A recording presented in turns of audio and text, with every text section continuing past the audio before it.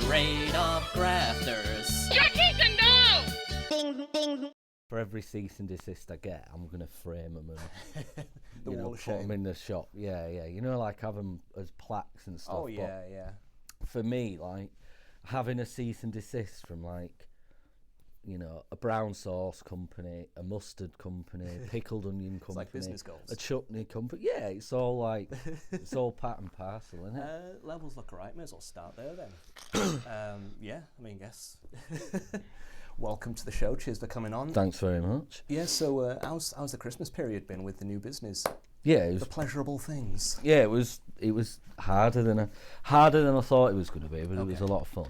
Yeah. Like, you know, I went self-employed on the 1st of November and then decided to do this and do this and do this, but I'd done probably more than I was able to do on my own, but did it anyway, and then thought, right, I need to make some money for Christmas. So I did the Christmas orders and just went poof, and like threw this menu out, and then it got busier than I thought it was going to do, quicker than I thought it was going to do, which I mean, you're a huge name in Leeds, though, and it's Christmas time. Yeah. And, well, that's the thing. It's like when I was just thinking on all of this stuff.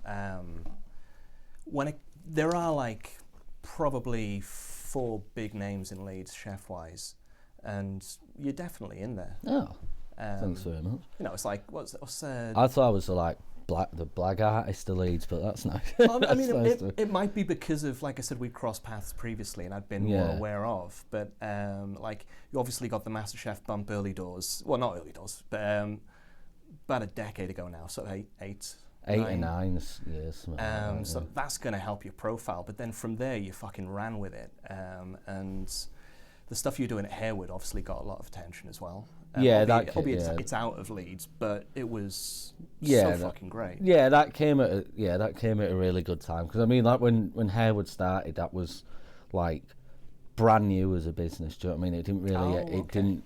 It had done, I don't know, in like 18 months, it had probably done, I don't know, like $5,000 in gin sales or something. Okay. So when I joined, I think I was employee number 2 after the director. Was that James? Eddie was the Eddie, sorry, I've seen the name James floating around. And oh yeah, I mean, I've been gone a few years now, so I don't know who James will be. Yeah. But because that was so new, and I was like, I'd been doing bits and bobs, but I'd sort of like disappeared for a bit to go away, but then it grew with me. Do you know what I mean? And that did me a lot of favours. But yeah, so sorry, back to just Christmas time, massive orders. Yeah. So what was the range of what you were offering at Christmas time, and what were the actual products? It was a bit of everything, really. So it was sort of like doing what I thought I could achieve with what I had, because I didn't have anything, and then also what I want to eat, and then also stuff that, like, I think is quite synonymous with what I think finer pleasures is, and just trying to do as much, because I think I've said this for ages, but I think being a pie maker, it's a bit like being an ice cream man. You know, like being a Mr. Whippy, he'll make all his money in the summer. Niche. Make all his money in the summer, and then he'll disappear to Benidorm over Christmas. Yeah. So I was like, right, I'm going to try and do as much as I could. And I was lucky enough to, like, meet some people, like, through my career and at Harewood, you know, like meeting game dealers and stuff like that. So I was getting quite a lot of game at a good price. So I was like, game pies, they'll be a thing. Pâté en croûte. Whether people like them or not, I'm still going to always sell them just because I like making them. I'm still just going to peddle them. And then, you know, I did all sorts of other stuff. Like I did the FP sauce. I like making mustard, so I was like, I'll sell mustard. Oh, sorry. So it was an actual. I thought it was just a funny. No, it was an actual sauce. Yeah. Oh, okay. It was a bit like. And brown sauce based, or. Yeah, so it's like my brown sauce, and brown sauce goes with anything. You know, you can cook with it, but the sort of the nucleus of it comes from something completely different that came from, like, my best mate Andy from Galleria, and years ago he was making bread sauce, and he's making it and he's tasting it and he's going, you know what this needs? Festive bakes. So someone went out and got some festive bakes. From Greg's? Yeah, from Greg's. Went out, got some festive bakes, came back, put them in, blended it up, and he was like, right, it's perfect. But so that was like, it's the right amount of stupid. Okay, yeah. But when you taste it, it makes so much sense, you know. It's like, what's better than bread is cooked pastry. It's already got the meat in it, it's got this in it, it's got that in it. So I mean, I was selling festive baked gravy because it makes sense. So the FP sauce was Christmas pudding brown sauce. So it was brown sauce that I'd made out of Christmas puddings. But when you think about it, you're like, what the fuck are you on about? But if you're like, brown sauce is dried fruit, spices, vinegar, brown sugar. You know, Christmas pudding is 75% of that, you know, it's dried fruits. Beast, yeah. Exactly. So if you take Christmas puddings and you submerge them with malt vinegar and a few other bits and bobs, it tastes like a really good brown sauce. When I started making them and selling them and stuff, everyone thought the label meant fuck Parliament sauce, and I was like, all right, yeah, I get it can mean whatever, but yeah, it was just the finer pleasure sauce. And is that Andy that used to work at Ox Club? That's Andy Castle. Yeah, I've met him a few times. I've seen he's at Galleria now. Yeah. So he's like, so something I was making ages ago. Tom Archer described it as deranged indulgence, and I thought, oh, that's brilliant. So I got it tattooed on my arm. But I think Andy's he's the messiah of deranged indulgence. You know, there's like little things that he does. Yeah. That at first you're like, what the fuck? And then you like think about it, you taste it, and you're like, that makes I've not managed to get to Galleria yet. Oh, go man. What's the sort of the venue that's next? Is it Project House? Project House that it's in, yeah. It's a bit of a bitch to get to, but there's decent parking at least for getting there. Yeah, there's decent parking, and it's like, I mean, actually, to be fair, from Burley, it's not that bad to get to at all. It's I just say that as a curmudgeon of just like sort of if I go somewhere, I want it to be like as convenient as a motherfucker, just because that thing of like, I think as I say with Grindhouse is going to be my new sort of locale, and that's just like you got 20 bars within a minute's walk. Yeah. And it's quite easy to just fall into the complacence of convenience in that way. Yeah, for sure. I think with Galleria, obviously, if you're going for a gig, it's brilliant because you know, you go and have dinner and then go for the gig. But like the past couple of times I've been, I just like, they probably get sick of me after a while, but I quite like just going for dinner or whatever, but then just hanging about for a while after, you know, because they've got loads of seating in the restaurant, just sitting around for ages. From the looks of it, they've got a banging bar set up as well. Yeah, they have. It just looks like it's very like, it's industry savvy people. It's people that know what the fuck they're doing. Yeah, they do. Like so obviously Andy's my best mate, so I'm a bit biased to it, but I would say it's like one of best places to go in Leeds. And obviously the group behind it are behind Belgrave, Hedgerow, Waterlake, you know, so they know what they're doing. Yeah. And obviously I worked at Hedgerow at Oxford for about a year or so. Shouts to What's the Move? No, What's the Move? What's Up? There we go. Yeah. What's up? Freudian slip there. That's Harry's old thing. Yeah, that's Harry's job, that. Yeah. What's Up? Latest new podcast for what to do in Leeds. They're doing some really good stuff. Same sort of people, I think. Yeah, exactly. Yeah. So like, you know, going to Galleria now, there's so many people there that I know from Hedgerow. Nice. Like, you know, there's Dom and there's Tristan and there's Ellie and stuff like that. Yeah. So it's a bit like it's like an Avengers Assemble.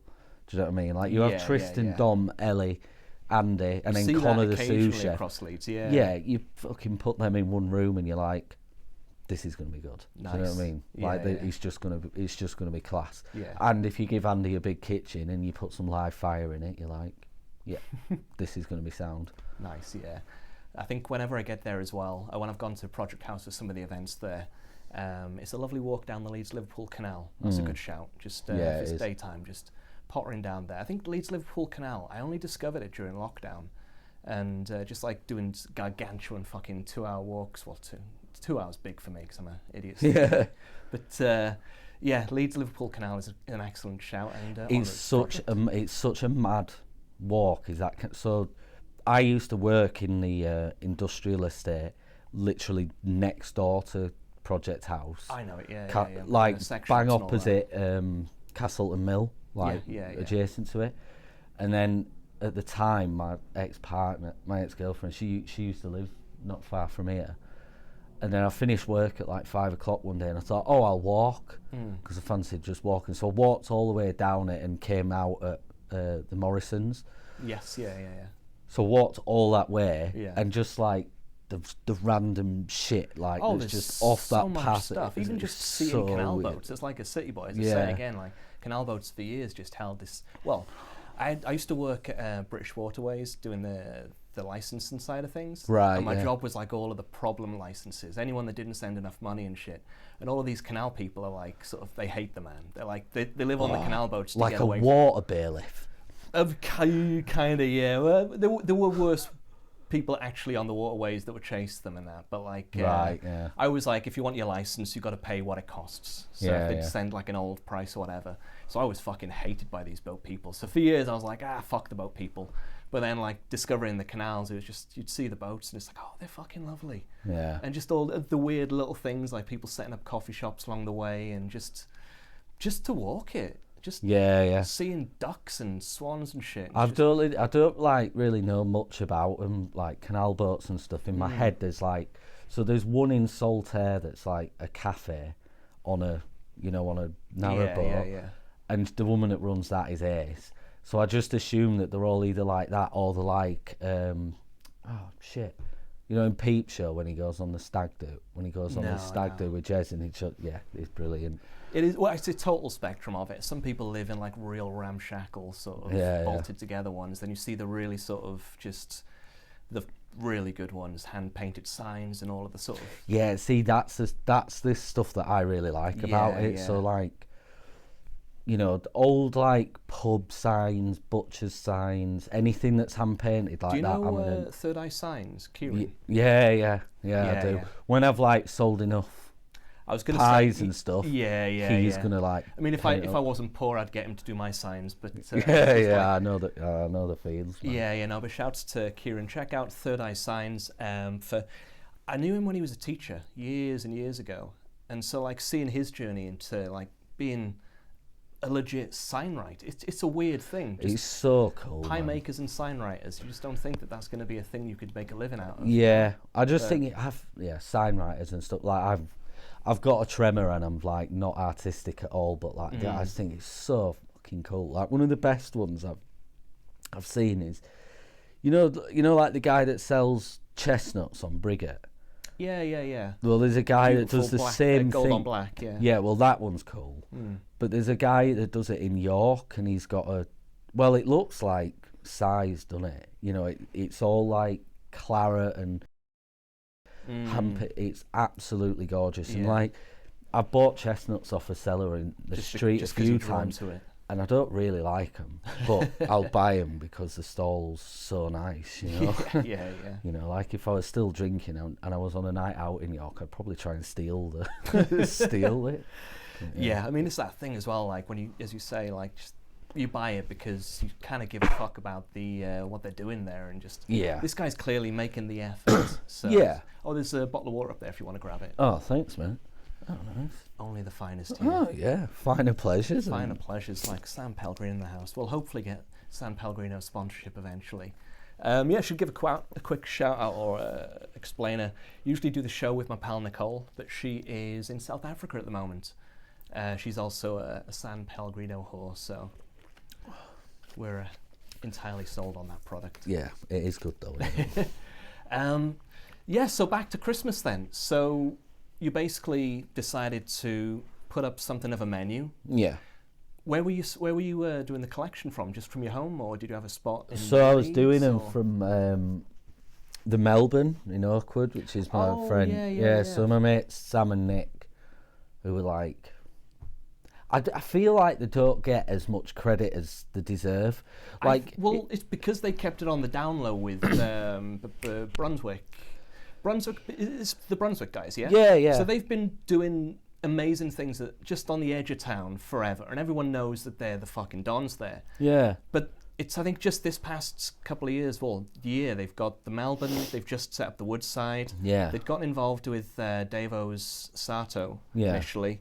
So it feels like was it them just not wanting to expand the empire, or? Well, I don't know. I think with Sam and Nick, right, what they want is they want to be able to give as many people in Leeds what they want in a pub. Okay. Like everything in the Brunswick, the Melbourne, the Woodside is like what they want. Do you know what I mean? And that's great. But I just like they're so good at what they do. Like they're so good at what they do. I guarantee you, at any one time, one of them is at one of the pubs working. Like Nick will be working in the kitchen at the Woodside today, probably. Sam will be at Woodside out front, or he'll be on the bar at the Melee, or either of them will be, changing barrels at the Brunswick. Yeah. And I'm just like, I get on. We've got on really well for years, and me and Sam have been mates for years. But, it's like it's weird because if you ask anyone in the industry, do they know Sam and Nick? I doubt anyone's got a bad word to say about them. Yeah. But I just don't feel like they get as much credit as they do. Like, do you know what I mean? Like, if you look at, it's a fucking hard time to be in this industry. And there's places closing left, right, and centre. Fujihiro, literally, I just saw today. Yeah. All these places closing left, right, and centre. The Brunswick's 10 this year. Okay. The Brunswick is 10 years old this year. And in terms of distance, I'm pretty sure it's from the city centre. It's got to be like one of the furthest independent businesses from the city centre. And it's 10 years old this year. Yeah. Do you know what I mean? That's do you know what I mean? But I would also say that, like, what I see so many times with smaller independents that do really, like, just they've got it nailed down and do great things, is the scaling up is the devil of those scenarios. So when you see a great situation and it hasn't kind of jumped up in maybe the way that you'd expect others to, that might, I kind of respect it as well. I agree. Like, going too big too quickly, but but it's been a decade now. Exactly. Woodside opened, this past 2 months. Like December, start December, and the Melbourne turned 2. End of November. Okay. Do you know what I mean? Yeah.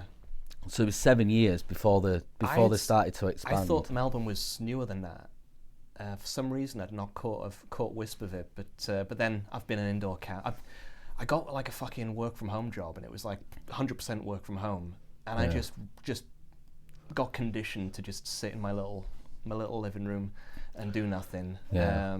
It was a fucking weird thing to experience, but I'm outdoors again now, so it's nice, and I'm just reacquainting with what the fuck's up with everything. But yeah, Melbourne, I've heard nothing but great things about it, but haven't gotten there yet. It's it's just. But as you were saying, it's that thing of like, they just want it to do the thing really well, and from hearing everything about Woodside as well, it's just the place you can kind of rock up, have a solid Guinness, watch the match, play football, play pool. Yeah, get a Sunday roast. It's like the basics done really well. The Brunswick is, it's a pub for everyone. That's what the Brunswick is. It's a pub for everyone. Anyone can go there and feel comfortable. It's always felt very industry though. I think that's a good sign. Oh yeah, that's what I know. It's like the Woodside. I don't hear about regular Joes talking about Brunswick though. Is my thing, I think.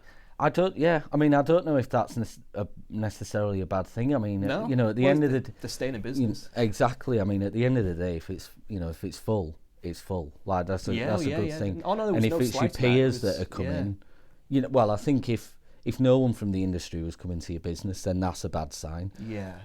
The Melbourne, that's very much a community pub. I've been spending a lot of time in there over the last few weeks, and like, more so than I can think of any other business. Like, there are many regulars that are in there 3, 4, 5, 6 days a week. That's what you want. That's what I'm seeing a lot of. And the staff are friends with them. They're friends with the staff. That's the greatest thing. It's honestly such a, like, for an example, on the end of November, I was cooking there for 2 days, and I had all this shit to carry with me, and I don't drive, so I spend a fortune on taxis. But I was going to get a lift off someone, but it fell through at the last minute. So I was like, fuck. So I ordered an Uber XL, the airport ones. That came, and he looked at all the stuff I had, and he was like, no. And he drove off, and I was Fucking like, hell. shit. So I had all this food on me, Yeah. and I had no way of getting there. And then Eve, bless her, the AGM at the pub, she rang me and was like, you know, we're still on. And I was like, yeah. So I explained what was going on, and she was like, right, give me 10 minutes. And within 20 minutes, Chris, one of the regulars in the pub, had turned up to my house in his Mondeo, threw the seats down, and, you know, fucking loaded it all into the car and drove me there. Yeah. You know, I'm trying to pay him, he won't take anything off me. You know, so I've, you know, been plugging in with pies and stuff. But, like, that's what I mean. Do you know what I mean? Like, oh, no, yeah. You don't get that in a, you know, in a Witherspoons. Yeah, no, when I was working Northern Monk at the refectory, there's still people I talk to. Yeah, of course. Just the regulars. It was exactly. Shouts to Anton. Shouts to Dave Green. Yeah. You know, it's these people that like transcend your role and they become friends. Yeah, exactly. And that's why I love it, and that's why I think like with Sam and Nick, I just think they're fucking brilliant. Like I honestly, I think they're the stalwarts of the industry. I think. You know, they're fucking brilliant. Like, you know, nearly 10 years they've been in business. Like, and in that 10 years, we've had cost of their living crisis, we've had fucking COVID, we've had recession, we've had everything. Yeah. But they've only gone up. Do you know what I mean? Yeah. They've never, to my knowledge anyway, and I'm pretty sure I can, you know, there's gospel to this, is they've not scaled anything back. They've only ever continued to be ace, but then added stuff on. Do you know what I mean? Well, if they want to come on, you're more than welcome. Mate, I'm forever. I mean, my evenings are kind of lost now, but honestly, daytime sessions I can film. Yeah, you should do. Like, yeah. Getting, you know, if you get, I reckon your sweet spot is like 3.5, 4 Guinness in both of them, and then get them going about talking about pubs and what they like about pubs.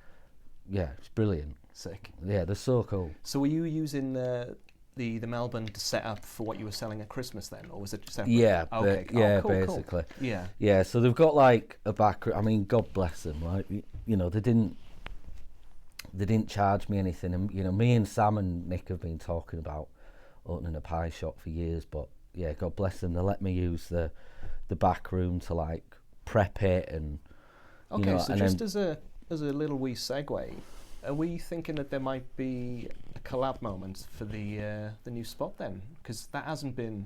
I was keeping an eye out over Christmas. I'd seen there was a spoiler of maybe a location drop soon. Yeah, well, I mean, if the people that I was working with were here, they'd be like, oh yeah, say it. But I'm just gonna wait for a little bit. But there is a like sick. More permanent. Well, there is a permanent location and a few other bits and bobs to come, leave it which for now, will be cool. We'll hear soon, hopefully. Yeah, although like, given what I've been talking about for the last 5 minutes, I'm sure someone can figure it out soon enough. But yeah, but that's the goal. But yeah, you've still got at the moment. So you're doing. I just saw the Valentine's Day big menu. So is that it's a set menu, isn't it? It's a one drop price, and then the shebang, which looks bonkers. Yeah, it's a bit of fun. Yeah, you know but then another collection from, I guess, the Melbourne or.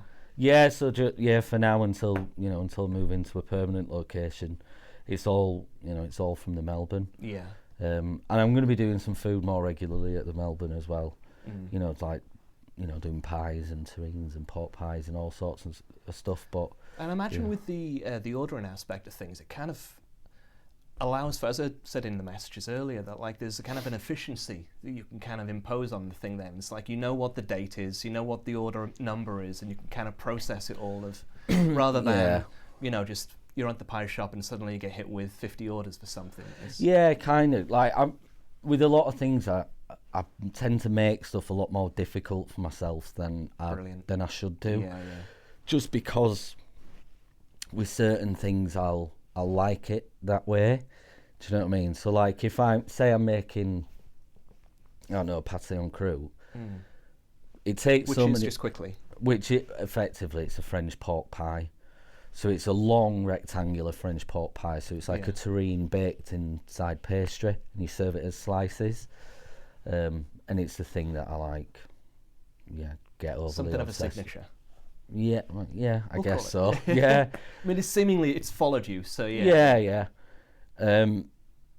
They take so long to make, but the best time to eat them is like on the last day when it's finally finished. Like when you finally made it, it can last for a week or so. Oh, okay. But the best time to eat it is on like that first day. Yeah.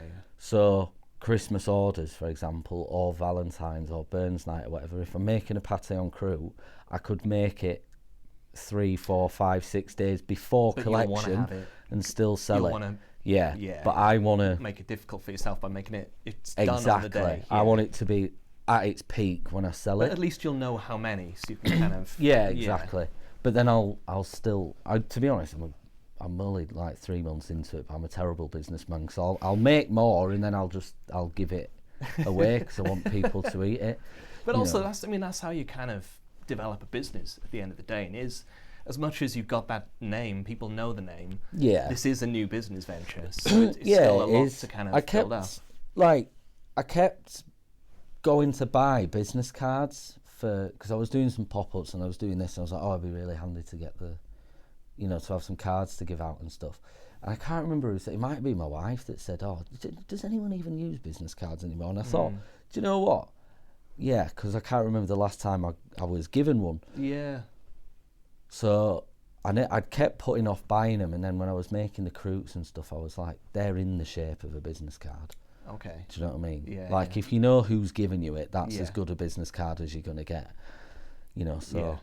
I mean, in that tact, I was thinking just a little thing with business name, Instagram, and then offering like a 10% discount, and it gives it a purpose for giving the card. It's like, this is the name. Oh, and by the way, you can get a little bit off. Well, I did actually get some really nice cards made. Like I designed them all myself with this lovely green and gold, and it was 10% off Christmas orders and all of that. And I had a full house for an event the other week, so I was like, right, I can give one to each person. Do you know what I mean? I was like, if I get, and it's also as a memento for the people that like that sort exactly. of shit. Yeah. Like, see, I'm a fucking hoarder. Yeah, exactly. I was like, if I get like after discount, if I get a tenner out of half of these people, that's still like 400 quid. Like, it was great. I was like, brilliant. They came and they looked ace and stuff like that. Doing the event, halfway through it and stuff, my wife sat on the table closest to the pass and she went, "Did you remember the business cards?" I went, "Fuck." So I'd forgotten them. Yeah. But it is what it is. Yeah, but yeah. It's kind of like, at the minute I've gone with like Finer Pleasures. It's a pie shop of sorts, and at the minute it's because it's very much not a pie shop. Do you know what I mean? It's just like, I'm just like a travelling circus that'll pop up and just do shit where I can. Like the Christmas orders, for example. I was doing the collections on the Tuesday. On the Saturday, there was an event at the Melbourne, so I couldn't cook there. And they were doing the Sunday roast, so I was 2 days where I couldn't be there.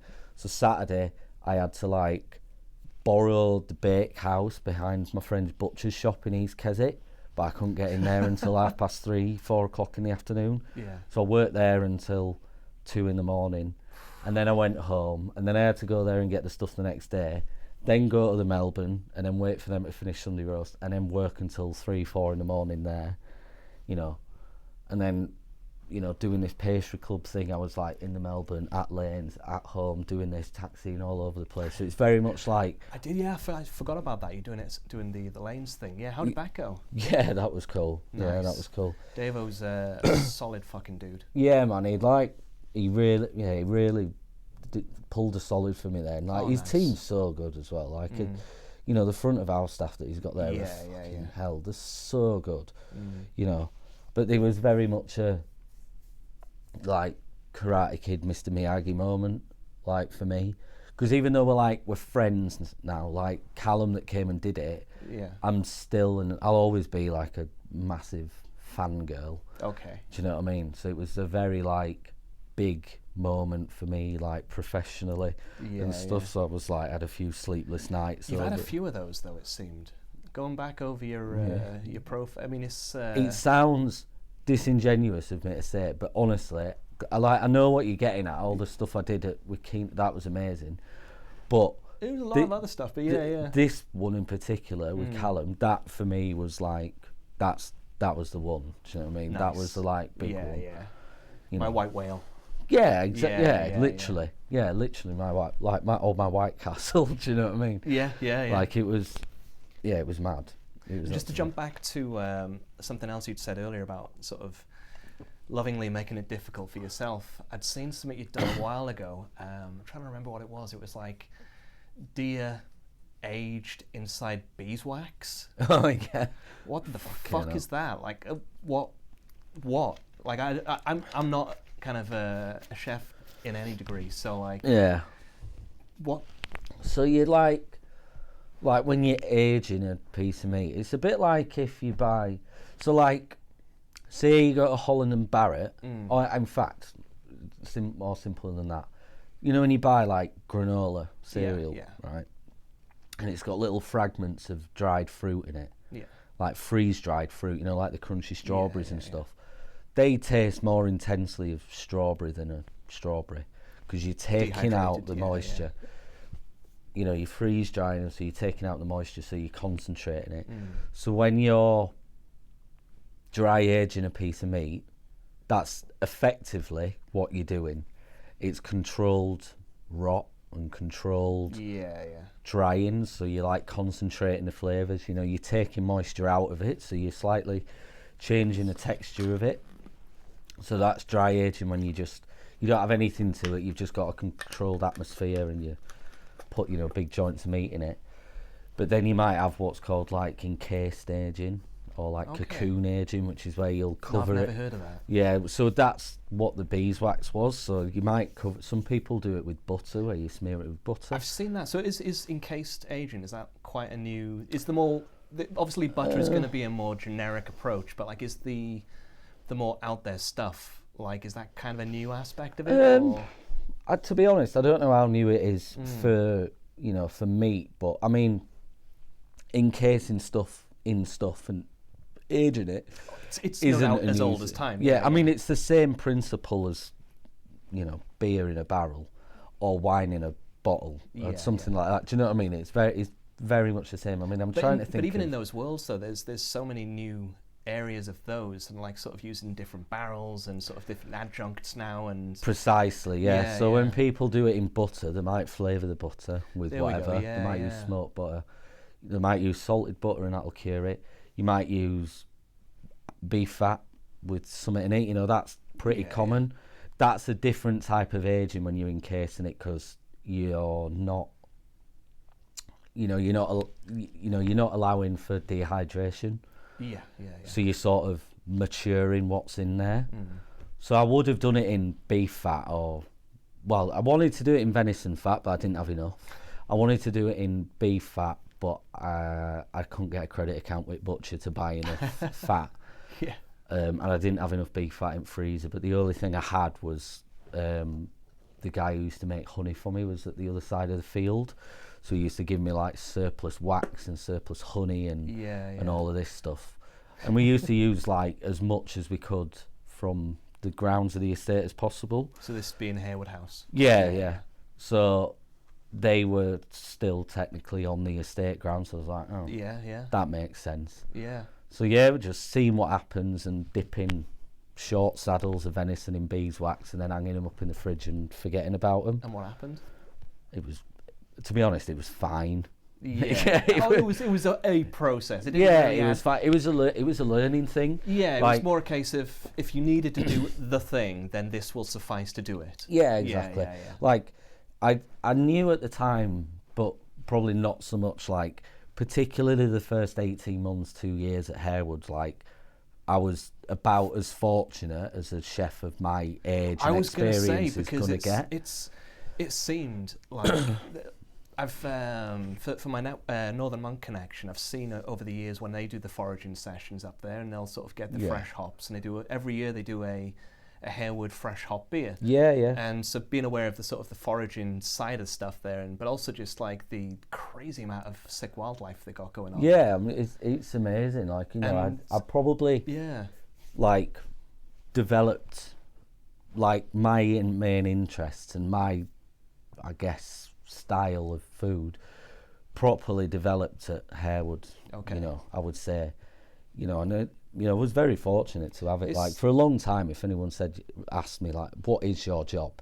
I couldn't give them a straight answer because it was just a little bit of everything, but nothing that was standard. Yeah, it could literally be anything. Like I could be doing, you know, opening a cafe in a village and we're doing like the best fry up ever. I could be doing something in the private apartment of the house. That was it, because your role was executive chef there, wasn't it? Yeah. So what is an executive chef? Because there's a lad I know in Leeds has that role, and I was like, don't know what the fuck that is. Is it sort of the lad that just dictates across multiple businesses? So. Yeah, like usually and to be honest, I mean, like my role was executive chef, but my role was also executive chef when I was employee number one. So it wasn't really an executive chef role. It was just, I mean, head chef, if you like. Yeah. Usually an exec chef will be someone of like a multiple restaurant group or a hotel that's overseeing many operations at the same time, which I guess I was at one point. But yeah, there was nothing that was the same day in, day out, as it were. Yeah. But with that sort of business, it sounded like there was a lot of higgledy-piggledy, should we say? Things you were doing here and there, and cause we'd cross paths when you were at Harewood, but doing food events at Northern Monk for like wedding type stuff. So so we'd done. So you'd done remote. I think I did 1 or 2 weddings at Monk, and we did a residency for 3 months as well. Excuse me, at the start.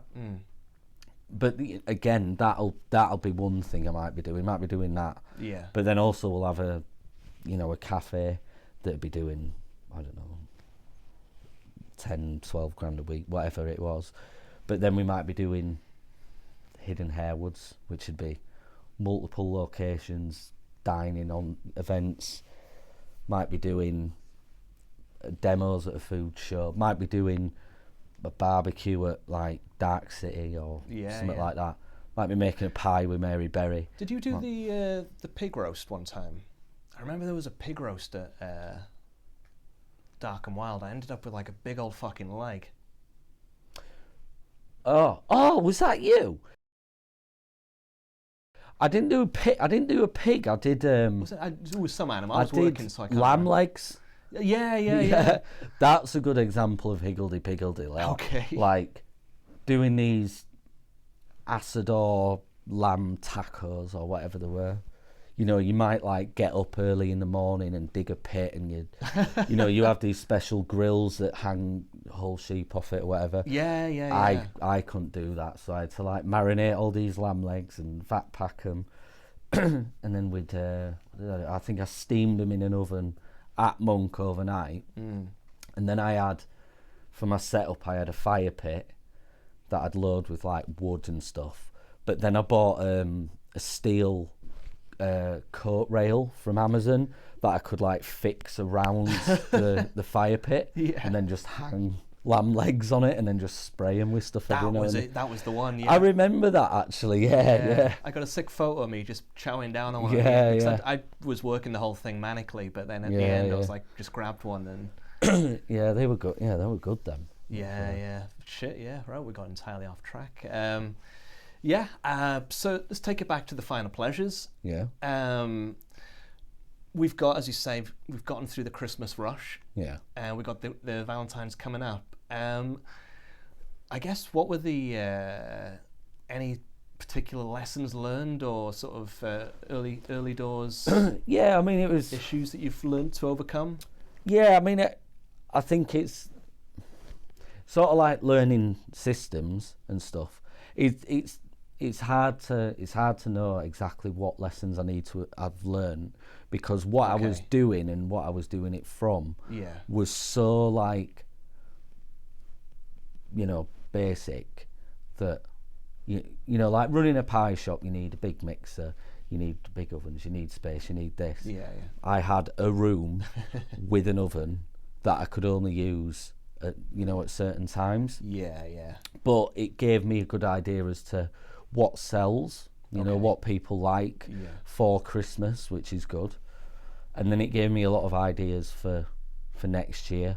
You know, so there was some stuff where I'm like, oh, I probably won't bother doing that. Yeah. You know, I might have sold 1 or 2 of them, or if I had more time to market it, I might have sold more. But I'm like, am I just making that for the sake of it? Probably. But then what's the stuff that I'm actually getting really excited about? And they're the ones that were selling more. So what were the sort of the 2 or 3 that really hit home for you? So one of them was the Vacherans.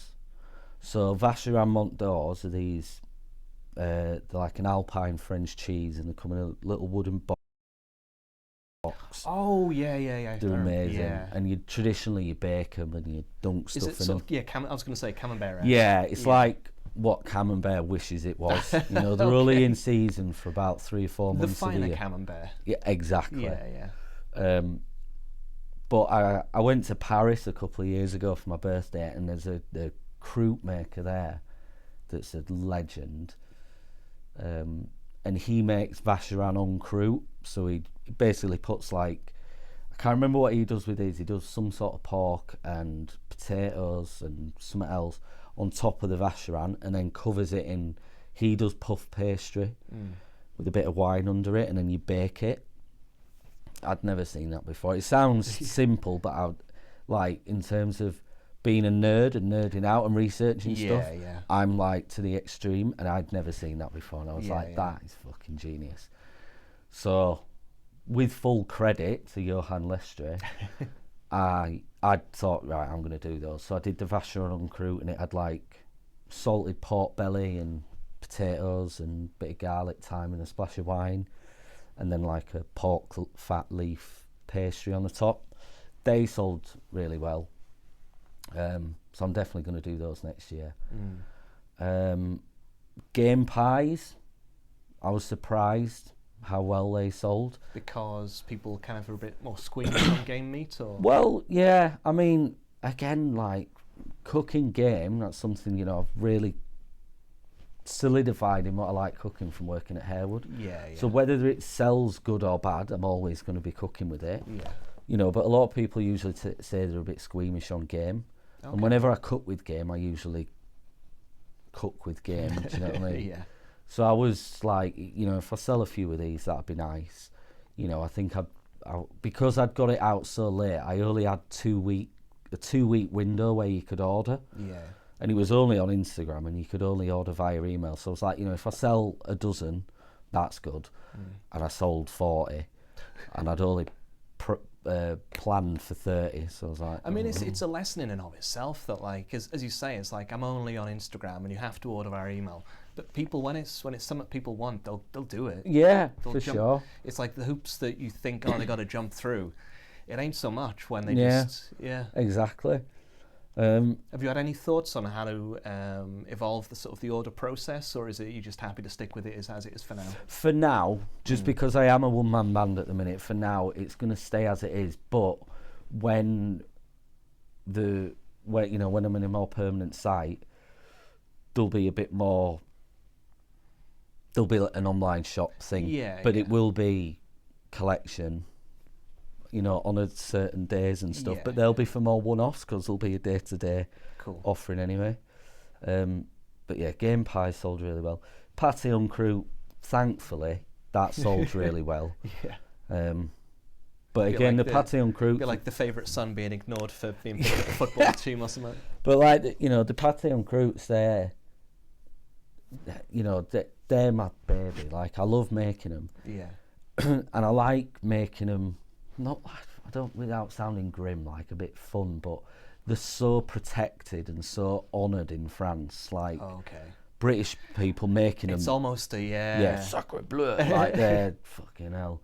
And I've done some stupid ones in past, but I like making them where the process and the recipe is very respectful to like real high quality charcuterie. That was something I was going to go into. I wasn't sure if you'd ever have that kind of, because, you know, you're staunchly northern lad. It's, that temptation to kind of, you know, fusion it up. Yeah, but but as you say, still adhere. Yeah, that's my whole shtick. Like with the Christmas ones, I'm still making my fast charcuterie. I'm still doing the reduction.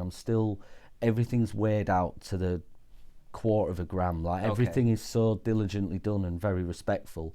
But at the same time, there'll be comfy parsnips and fucking pigs in blankets running through the middle. Do you know what I mean? In the past, I've done, you know, like gammon, egg and pineapple, and I've done like coronation chicken and stuff. You know, stuff that would give, you know, Monsieur Pierre a heart attack, but they're very respectful. Yeah. And then the other one that sold really well was the mince pies. Oh yeah. So I did. I mean, was that you were selling them through Stuzzy as well, weren't you? Well, so I did 2. Okay. So this is how it sort of like has given me ideas for next year. Also, Stuzzy, 100% want to get them guys on. Fuck yeah, get Brett on easy, yeah. Yeah. So the ones I was doing was a Wagyu beef one.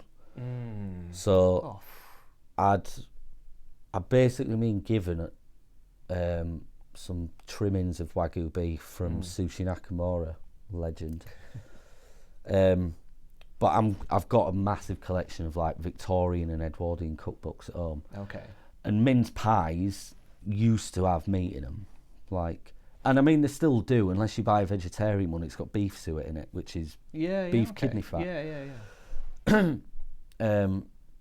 So I was like, well, I'll use that instead. Do you know what I mean? I'll do that instead. You know, so I made my own mincemeat, and it's got, you know, prunes and dates and cherries and all sorts of things. Armagnac in it. It's got ceps in it. It's got woodruff. It's got all of these things, but the mincemeat has got Wagyu beef fat in it, and then the pastry's made with Wagyu beef fat as well. And they were really nice, and they came with like what I coined as Bovscotch, which is like Bovril butterscotch, which was really good. And then and then Brett asked me to do some big ones for Stutzy. So it's like the same idea, in that instead of the beef suet, it was Italian lardo di connolato, like really high quality cured pork fat. Oh, nice. And then I changed the fruit for like sort of like red and yellow fruit, like cranberries, cherries, dried pineapple, lots of candied orange. And then the booze was like Stutzy gin, Kikino and red vermouth, so it was like Negroni. So I was like, oh, that's fucking... I mean, to take it back again, you don't make it easy for yourself. No, not in the slightest. I'm not making it easy, you know, this Christmas coming, because I was like, I'm going to do the Wagyu ones again, because the brace. I'm going to do the Stutzy ones again, because they sold, but not enough, because, you know, I think we put them out on, like, the 17th of December or something like that, you know, so I was like, oh, fuck. What would you say, if you could think on it, right, the simplest dish that you could make as convoluted as possible? What do you mean? What? So like it's to the outside, to the customer, the layperson that rocks up, they're like, oh yeah, I'll have a thing. I guess like mince pie is probably a good example.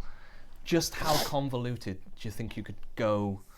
And what would be the stopping point for you? Would it be like a price issue? Would it be the effort? I mean, to be honest, I think a price issue had never, to a degree, that'd never stop me. Yeah, I'd rather There's make something else that can probably pick up the... I'd rather make 10p on a pound than a pound on fuck all. Do you know what I mean? Yeah, and if it costs me a little bit extra to make something a bit better, then I'll do it. Yeah. But I think when you're making something more and more complicated, the stopping point is, like, is it adding anything or is it taking anything away from it?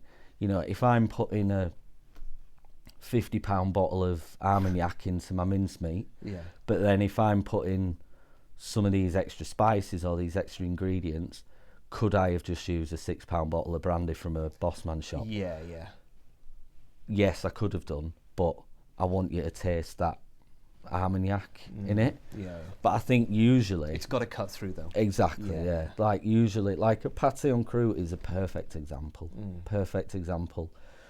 You know, because you can just say that it is just a French pork pie, because but I would say with that, from what I've seen of it as well, each mouthful could just be entirely different to the next for the sake of what's in there. It's like that moment does allow each respective, like, gone to the balls with like one thing there. Yeah, exactly. And it's like, oh, and that mouthful, you're gonna feel it. Exactly. Yeah. But when I serve them if it's in a restaurant or whatever, it'll come with a blob of mustard and some cornichon, and that's it. But it looks very unimposing on a plate. It's just a slice of the croûte. But they can take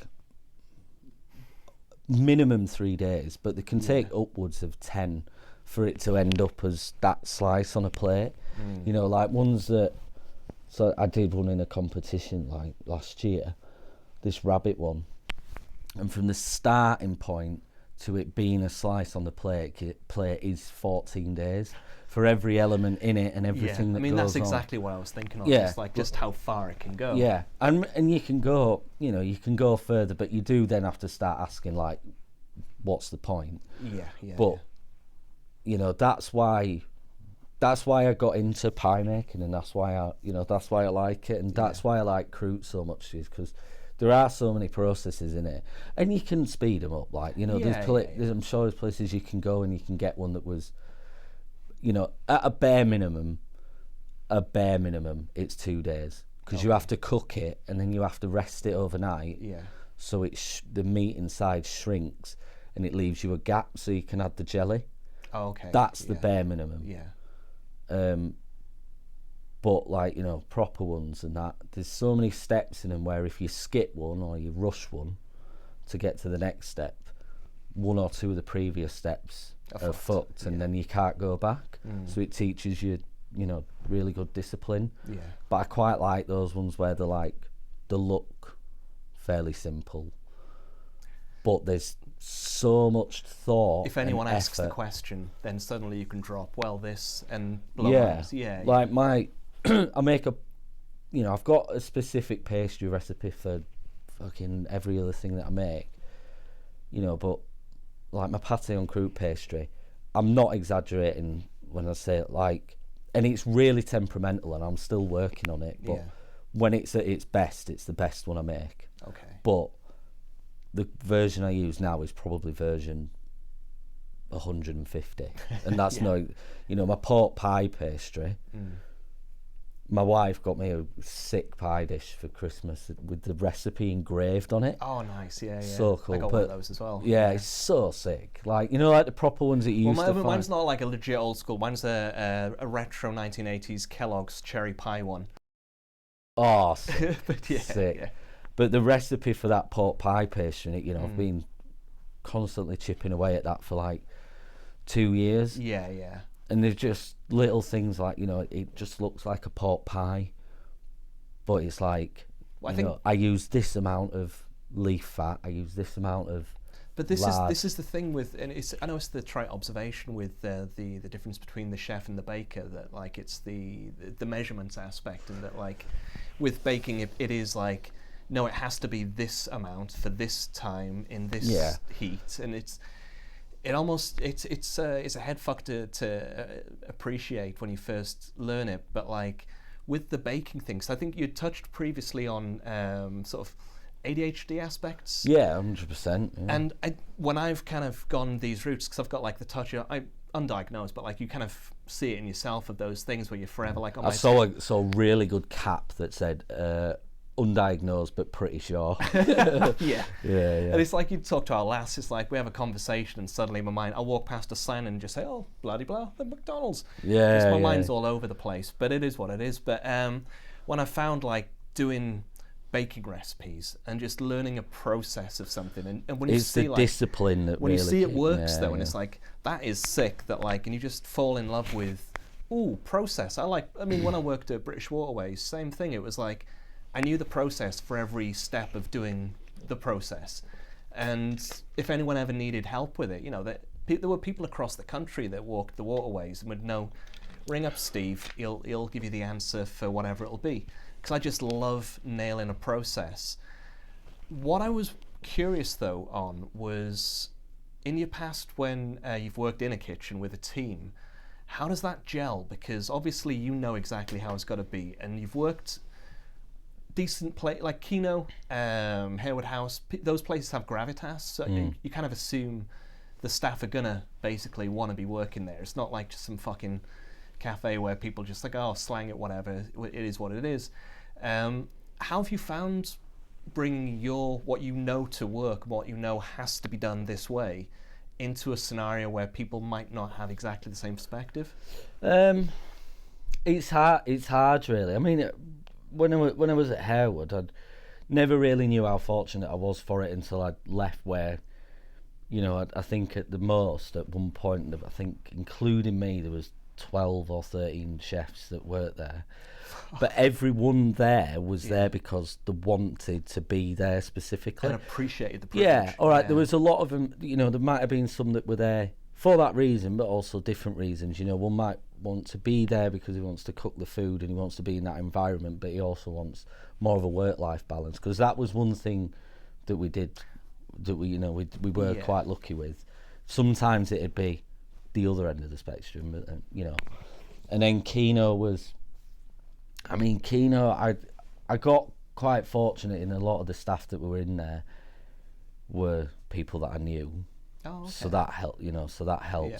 But we were very much like, you know, every other restaurant in Leeds at the minute, where it's like the staffing budget goes, you know, and when you have got a bit of a staffing budget, it's really hard to find anyone. Yeah.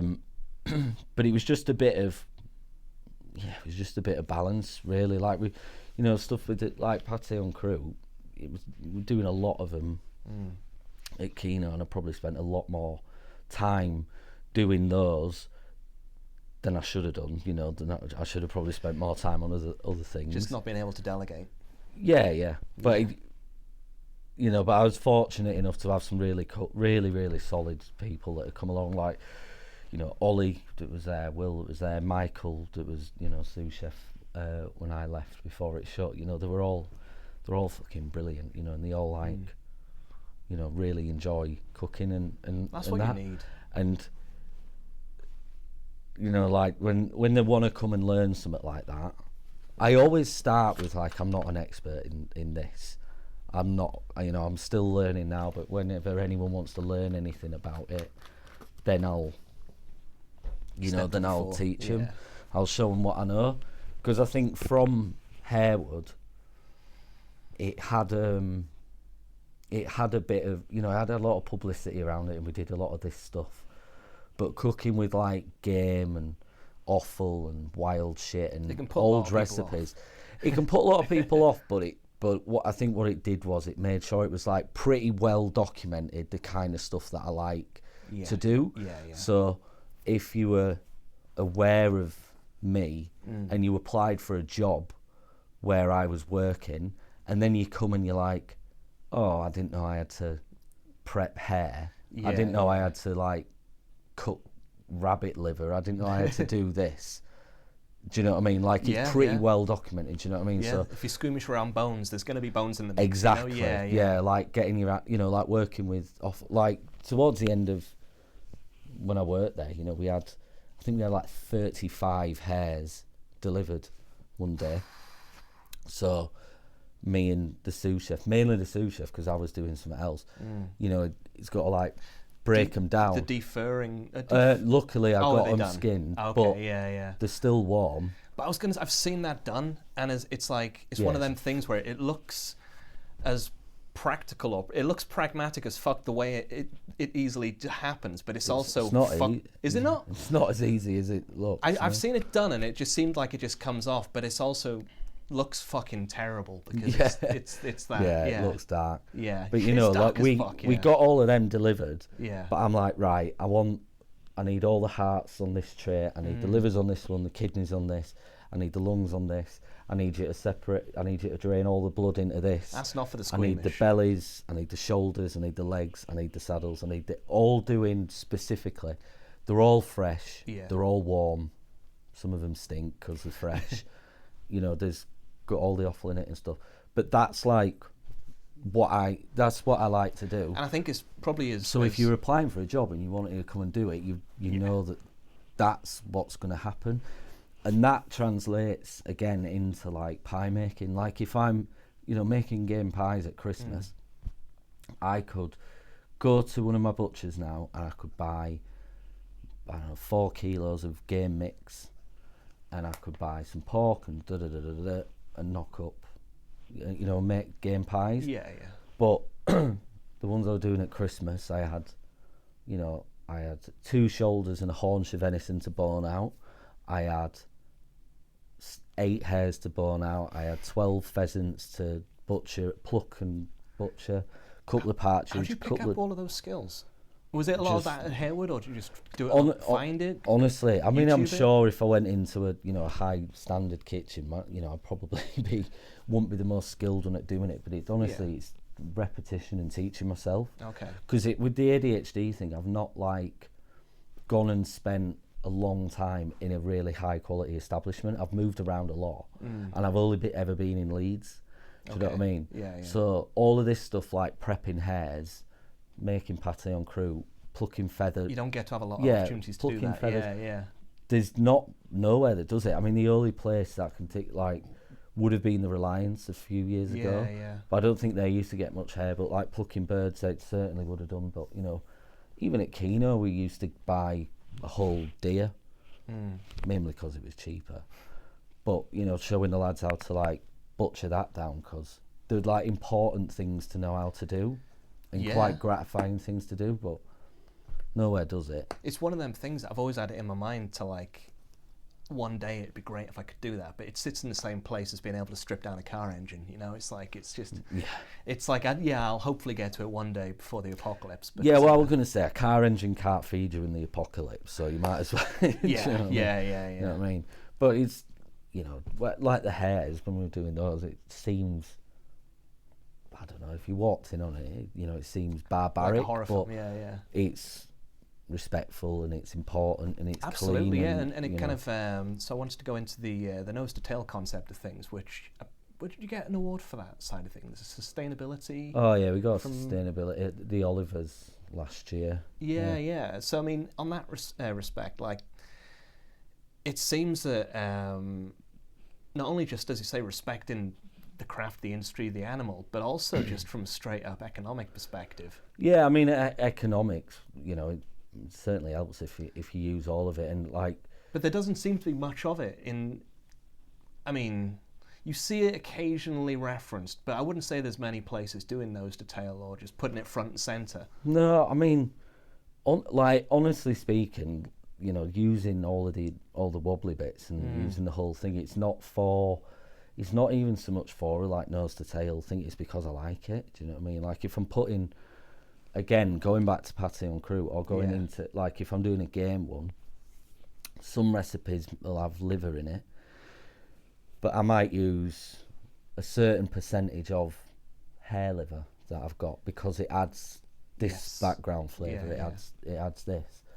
And I think with sustainability, I heard this on another podcast not so long ago, and I was like, oh fucking hell! It's so the guys that said it are they're the leaders in the sustainability thing. Okay. They make their own charcoal out of fucking bones, and they make their own chocolate out of, not a single ingredient that would go into chocolate. They do all of this, but they say they hate the word sustainability because it's loaded with a lot of things, and it's not, to the consumer, if anyone can say, oh, we're sustainable, when really all they've got is a green bin, But also at the same time, it's why would you want to sustain something and not go forward? Do you know what I mean? If you're even fishing, sustainable fishing,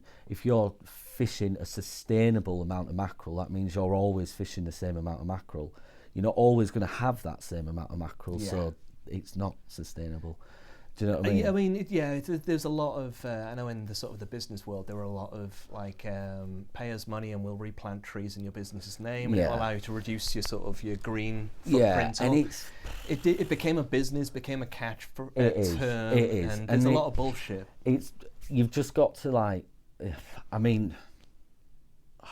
what is it? I think, is it H&M? I'm going to go on a right rant here, but H&M will reintroduce about 70,000 new products a year worldwide.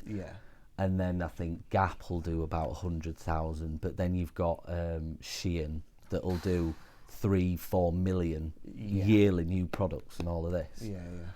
Like, but then you think of all the other businesses and stuff that are out there. There's more new products being introduced than there are people to consume them. Do you know what I mean? Yeah. So if Amazon is saying, "Oh yeah, we're doing this sustainability thing," it's complete it's bullshit. Like it's bullshit. Yeah. It's as much of the truth. It's a tick boxing exactly. exercise. If I sit here now and I say, you know, I am the Messiah, or I am, you know, the late son of Stevie Wonder. Yeah. That's got as much truth. But anyway, going back to tasty things, you know, sustainability is like, you don't want to sustain something. You need to, you know, you want to look further afield and make it you know, progress a bit more. So when it comes to like game and stuff, I'll never use game from a sporting shoot ever. Okay. You know, when people go out and they'll take down 150, 200 pheasants. Oh yeah. Never touch it. Okay. It's only from, I'll only ever get game from, you know, land management and, you know, sources like that, and eating sustainably. Even though I cook with or serve and I eat a fair bit of meat, well, I don't eat that much, you know, introducing more vegetables and, you know, things like that into the diet, I think is, you know, wildly important. Oh yeah. But then again, going back to meat, when people are saying like nose to tail, I just think if you're going to use it all. Okay. Do you know what I mean? Yeah. It's a bit like me, like I'm an organ donor. Okay. So when I die, Yeah. they can pull me to pieces. Do you Yeah. know what I mean? They can It's nothing about sustainable. It's progression. Yeah, Somebody's going to move on with your. Yeah. You know, exactly. And like, so with using the hairs, it'll take some marketing and explanation to get people to use it. To eat it, but. You know, using the blood is very traditional in, you know, French culture, a lot of cultures for that matter. Yeah. Well, it is in ours, not necessarily hairs, but we're, you know. How would you use the blood in a recipe? Well, if you think of black pudding, that's blood. Yeah. But blood is, because it's got a certain amount of albumin in it, it's got protein in it. A certain amount of blood will do the same job as an egg, or the same job as an egg white. Yeah. So like in Sweden, they make little pancakes out of it, and then it like, some places make cakes out of them. I was going to say, so you could do like a hair blood meringue. You can, that's it. Yeah, pig's blood meringue's a thing in, well, probably Sweden actually. There we go. It's a Christmas dish for you. We were doing that. Yeah, I did a hair pate on croûte again, but I usually put a bit of egg through the meat, so that had the blood in it. I made pastry with the blood. I clarified the stock with the blood. Makes a lot of sense. Yeah. You know, and it's like, using the whole thing and just you know, you might as well you might as well use it, but you know, it's just, well, I think as an outsider, for me, with a lot of these things, I ask a lot of stupid questions, but it's just trying to work out what the fuck all of these things mean. But you know, it entirely makes sense. But I can see how it might just be a rubber stamp on a business for a lot of people that, as you say, if they're not even asked about where they're getting it from, it's like, oh, we got a bunch of this. It's like knowing what, back to the meat subject, knowing where your meat's coming from. Yeah, just if you're getting it from just generic. Yeah, it's so important. It's so important. Oh, you can't, you know, if you know, for every plastic bottle you put in your recycling bin at home, it's bullshit. That's completely washed out by every, you know, fucking anything steak you might eat at Witherspoons or something. Do you know what I mean? Yeah. Like the meat industry is, you know, that's obviously a massive, you know, very debatable subject. Yeah, I mean, but there are I think it's a conversation that needs a hell of a lot more focus in the UK and Europe, and I think the governments are probably doing it the wrong way at the moment by just enforcing green kind of supposed carbon levels or whatever it'll be. But I saw there's a farm in the States, White Oak Pastures, and they've put a lot of effort into I think they've got on-site abattoirs and just diverse kind of everything, and making the effort to ensure that I think they're a carbon negative business or a carbon negative farm. So it's seemingly possible if you kind of really put the effort in. Yeah. But it's a case of actually having that effort in the first place and the want to do it. But as I say, it's if people are just buying meat regardless, and you kind of you as a consumer kind of want to be not contributing to the bullshit. Yeah, exactly. You know, and you know, I'm not going to like start name dropping anyone, but you know, if you go, I remember I had a phone interview for a restaurant a while ago now, and before I start, it's not Flatiron.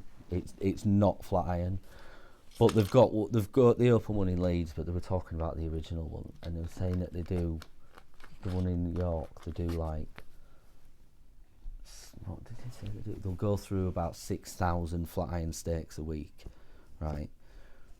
A cow, you probably got like 4 or 6, depending on how big you cut them. Yeah. From one cow, like that's not fucking not sustainable. Do you know what I mean? Yeah. You can recycle all you want, but Oh yeah. that's not. Do you know what I mean? Like that's completely out of balance. But they will go through. I mean, it's like it is and it isn't their fault, but like they'll do that. They'll do that many because there's a demand for it. If they've got 6,000 flat irons a week available, they're selling them. So there's people wanting them. Do you know what I mean? Yeah. But it's trying to change that narrative of being like, this is not as good as you think. Do you know what I mean? Yeah, I think there's a lot of conversations that need to be had on that front. But it's you know, the consumer's always going to be, the layperson's going to not really have the greatest awareness as to like the realities of where shit comes from and like how it's dealt with. Because I think like me, when you think of like stuff like using the blood and using the whole thing and doing the whole nose to tail thing, these are all sort of like big flashy terms that have been, you know, like put on it. Yeah. But really they come out of necessity. Do you know what I mean? Yeah. Like if you were on a farm in France or the UK or whatever, and you raise a pig, right? You raise a pig, you're going to use the whole thing because it's cost you a lot. You don't have a lot. Yeah. It's not going to, and that's, you use the whole thing, and then once it's gone, it's gone. But as you were saying earlier, with the not being able to get a hold of cow fat, you know, and it's like just all of that fat is going to be, you can render it down and it's going to be usable. Yeah, exactly. Like people would use it all because they couldn't afford to do it. That's why like bars of soap would be made out of beef tallow. You'd have rugs that are like made out of cow pelts and deer pelts. Yeah. Oh, they look pretty. Oh, they're very aesthetic. Yeah, that was because no one could afford to buy a fucking rug, so they'd have to make it to keep warm. You know what I mean? All of these things became out of necessity, and I think that now that sort of thing has been like almost romanticised. Middle class kind of. Like gentrified. Like it's we went nose to romanticised. tail last night. It was so quaint. I support using the whole animal. I had a fucking pig's cheek the other week. Right? But with that scenario, with those families that do that, like a whole pig or chickens or whatever, like meat is a treat and it's a luxury. Yeah. And that is that's how it should. That's how, and this is coming from someone that sells like predominantly meat. Yeah. It should be like a luxury. It should be something that is respected and a finer pleasure, exactly. Rather than, you know, en masse. Like I could go on my phone now and I could buy a year's worth of meat on Deliveroo if I wanted to. Yeah, yeah. Like, I guarantee you none of it would be like UK raised or out like that, you know. As bad as things can be, I think we're a lot better than the States, because you go over there and you see the food systems there, and you go to, like, say, the restaurants and just the gargantuan amounts of meat that are on display, and it's like, how in the fuck do they get that? And to any sort of price point, and to the low price points that they will be slamming it out at, it's like, you know, sustainability is not ever a part of their thinking process. I think it's not a part of their but then what's really difficult is like, it's the effort of the ones that are doing it is just overshadowed, and that getting like convoluted because the big companies, they've got the money, they've got the thing to, if they say we're doing this as sustainable, unfortunately there's a huge amount of people that will believe them, but then the people that are actually doing it, there's a guy in London, Douglas McMaster from Silo.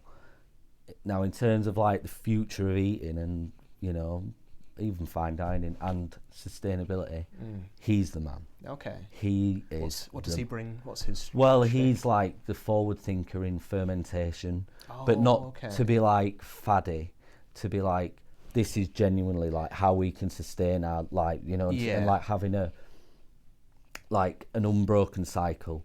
So no, I don't think he has bins for that matter. I was going to say, so like food waste becomes something you add to the ferment, and yeah, like he makes.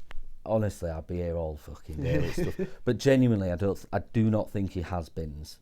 I was going to say, because I'd thought recently, I was suggested to a pal, like when he's, say, grating the carrots for the day's service, just keeping the gratings and, like, say, olive oil fry them, you got a fucking dish there. Well, yeah, but I mean, even, like, if you go right back down to basics with that, why peel it? Like, why peel a carrot? Yeah.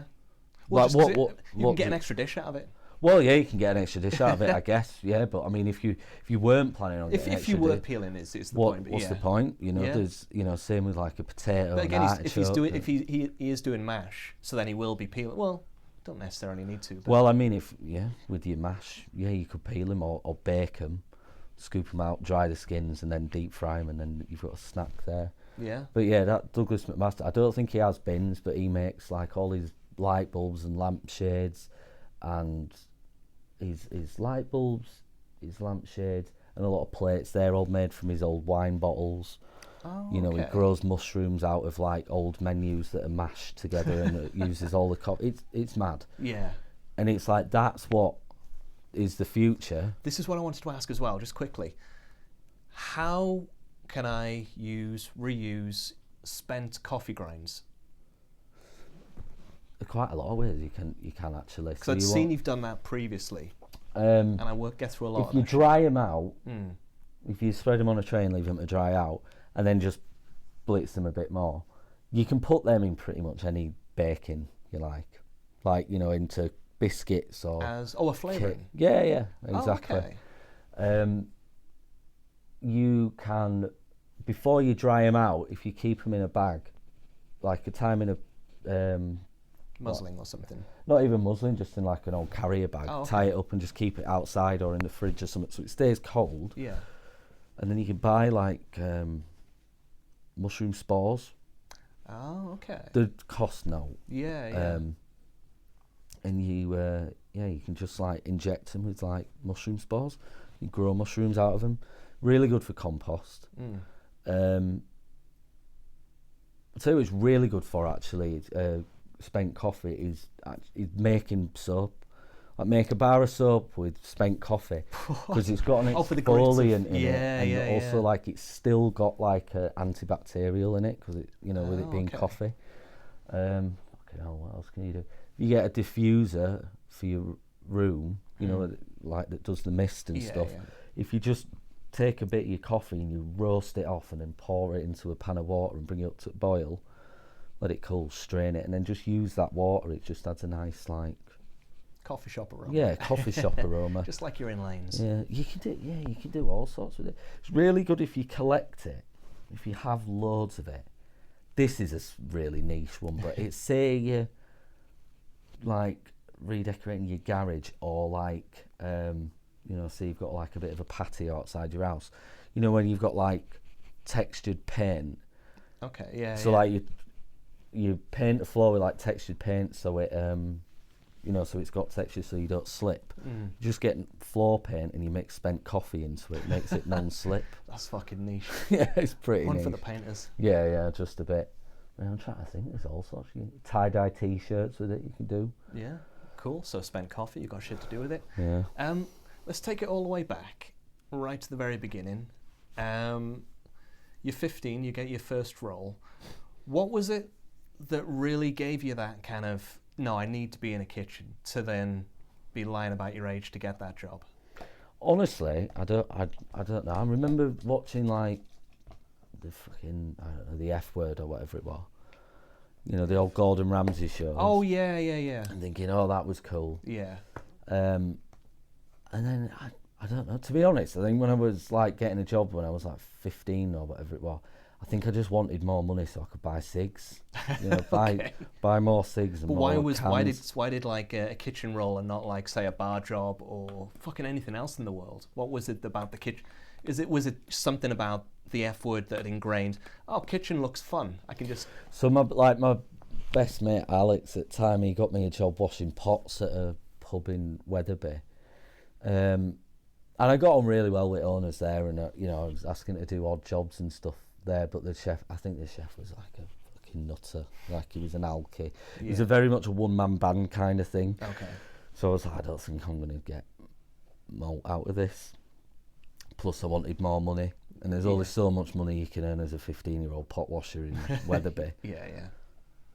So I was like, right, I'll see what else is about. And I don't know, I just was Googling jobs. And one came up for a bar and grill in Harrogate. And I think I must have known it was front of house, but I thought, I'll go to interview anyway. Yeah.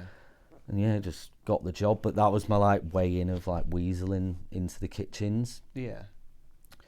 I'd never really thought about a conscious, right, this is what I'm going to do. It was just until I think when I was at high school, I thought, right, I'm going to go to cookery college, that's what I'll do. Oh, okay. But it wasn't so much from day dot, I want to be a chef, I want to work in kitchens. I'd just not thought about it was an option, basically. Well, it's not even that. I think it was the only option because I'd not actually thought about anything else. Like, I'd not actually considered doing anything else. You know, even up until college, the only other jobs I've considered was a butcher and a baker. They're the only things I'd considered. Yeah. Pretty old school roles though. Yeah, and then at the time I was like, I'd learned that you had to start work at 3:30, 4 o'clock in the morning as a butcher and a baker, but usually you start about 9 o'clock, 8 o'clock for a chef. So I was like, I'll be a chef instead. And then like a real kind of passion for knowing who the big hitters were in that scene of things and trying to get that experience in those worlds. I mean, why were you drawn to, say, the Michelin level of things and not just grafting away and doing the thing just in and of itself? Well, I think I've not like been on the payroll of a Michelin star. But there was that one though, and there was that awareness as well. Yeah, but but that's not with everyone. It's if you're a teenager that falls into the world of kitchen work, it's a slither of a percentage that are going to be like actively pursuing a Michelin scenario. Yeah. Well, I'd gone and worked in all of these like Michelin star places, but I think what it was at the time, it was like that's what I thought was the right thing. Do you know what I mean? Okay. You sort of led to believe that all the shiny Michelin star fine dining jobs, when you're up there, you're class. Like that's what everyone's working towards. Okay. And I think, and I've probably been guilty of this as well, but there's a lot of chefs are like, if you're not at that level, they'll sort of like look down on you, and that's what people sort of expect. That's the pedestal. That's the level that you want to be at. Yeah. But then actually, especially as you get older, or as I have anyway, you realise that like, no, actually, I started cooking because I really fucking like cooking. Yeah. Do you know what I mean? Like, I want to open a pie shop. I want to open a pie shop down a back alley that's a hole in the wall. Never, ever, ever is that going to get a Michelin star, and I could not care. I couldn't care less. Yeah. I don't even think they wouldn't even know who I am. But when you know, it's really hard being a chef. Like, it's fucking well hard. It's taxing and it's demanding on a lot of things. So like, you've got to do it for what you genuinely love doing. Do you know what I mean? And luckily for me, that's I found mine in pie making. But then realising that Michelin stars and all that, whilst I appreciate it and I still buy the books and I still read about them and I still know what's going on, that's not for me. But you've experienced that world and you've kind of like defanged the mystique of it, I guess. Yeah. Whereas for most, it'll still be like a lingering unawareness of, I know this big thing, it will always have gravitas. It will always be the thing that people are drawn to. I mean, if if you work in a 1, 2, 3 Michelin star restaurant and you've got that on your CV, that's great. Yeah. But that doesn't mean that like... Well, it doesn't mean anything, really. Yeah, I mean, if you've gone and worked 3 months at Noma and then you want to come and make pies with me, your experience at Noma, that doesn't translate. That doesn't mean anything. Do you know what I mean? It doesn't. If you've gone and done a 3-month stage picking herbs, but then said, I've worked at Noma, make me pâté en croûte, that no one's never going to teach you how to make that. So you've got to, like, where you're working, it's got to be like what you want to work in places where you're going to study what you want to do, and find like your interest in. Do you know what I mean?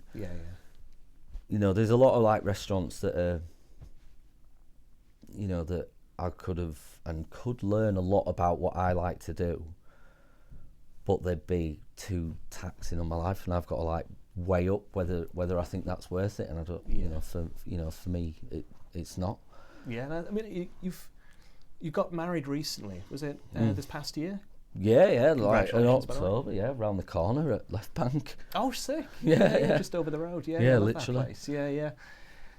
From seeing your journey, as you say, sort of getting that Michelin awareness and a little bit of just touching on experience, such early doors, and then I guess the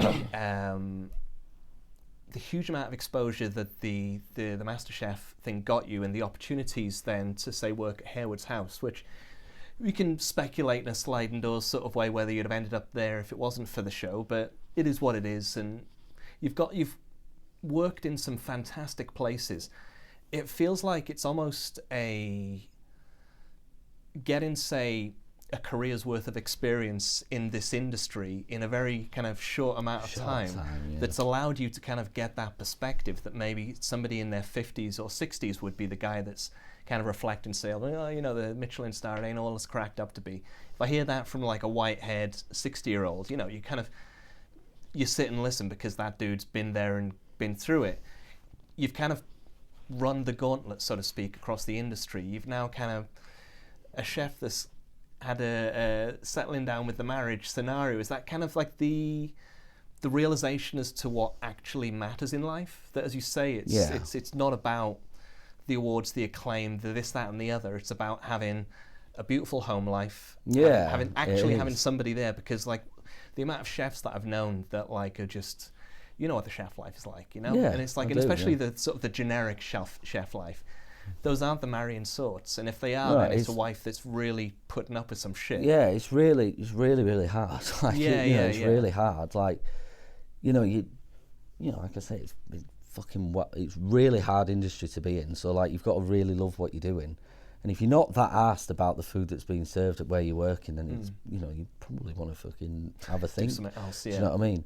But I'm sure there'll be chefs out there that'll say, oh, it's COVID that did it and stuff. But like, I really like being at home with my wife. Do you know what I mean? Yeah. Like my wife's well aced. But it's also finding that. You've got to allow yourself to find that stage in your life. And if you've kind of still got these lingering question marks as to the Michelin star and the big fancy places. But it's about having balance with everything. Do you know what I mean? But you can't have that balance if you're still chasing the dream. Well, or what you perceive to be. It's like, because if you haven't done all those things, there's still question marks. You still haven't experienced it to know. And that's fine. To defang the mystique, and that's also fine. If you don't know what your dream scenario, your end goal is, that's also fine. With me, I was lucky that I was like, and it wasn't a flash in the pan thought, like, new shiny thing to hyper focus on that you have with ADHD. It was something that I've been thinking about for fucking years, that I want to have a pie shop. And it was just this moment arrived, and it was like, this is the time to do it. Yeah, this is the time to do it. I like being at home with my wife. She's well nice, she's well fit. I've got 2 really nice cats, and I've got a lovely house. As much as I love being a chef, especially since I've got to like 30, I'm not sure why I'd want to spend 85% of my day in a kitchen on my feet for someone else over that. How old are you? 30. 30, oh shit. Yeah. Wow.